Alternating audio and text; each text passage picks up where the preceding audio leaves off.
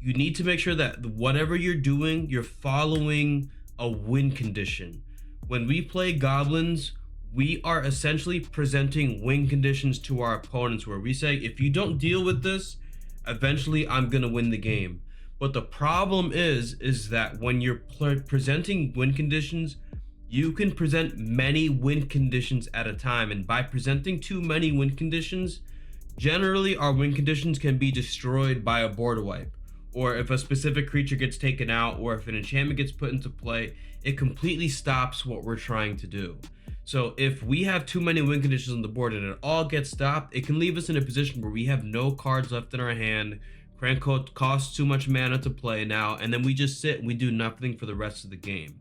So the first win condition I'm going to present to you has nothing to do with Krenko. In fact, this is one of my favorite things to do, and I think when I'm playing against people that have Goblin Commander decks, it tells me that these people are much more experienced at playing Goblins with what I'm about to talk to you about right now.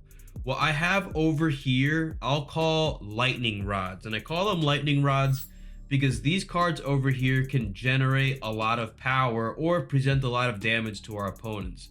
This Bloodline Pretender gets +1/+1 counters as our goblins enter the battlefield. This one gets +2/+0 for each other attacking goblin. This one gets his power and toughness is equal to the number of goblins in play. And this one generally just can't be blocked.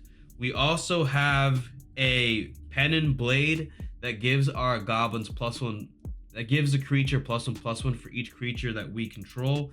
And then this is a Bloodforged Battle Axe, which is a card that when we deal damage to our opponents, this is going to create a token copy of itself. And then we can take that token to equip to another goblin to present more damage to our opponent the turn after. Essentially calling these cards Lightning Rods because these creatures can generate serious amounts of power. So if our opponent has removal inside their hand, we're kind of forcing them to use their removal on our Lightning Rods on the board. And personally, we generally don't mind if our opponents use their removal on these cards, because if they use the removal on this or they cast their board wipes while these are in play, that means that there are less board wipes and less things to do once we have Krenko on the battlefield. Because once our opponent has less removal, when we have Krenko in play, it's much more likely that Krenko stays safe and we can win through the main game plan, which is going to be through Krenko.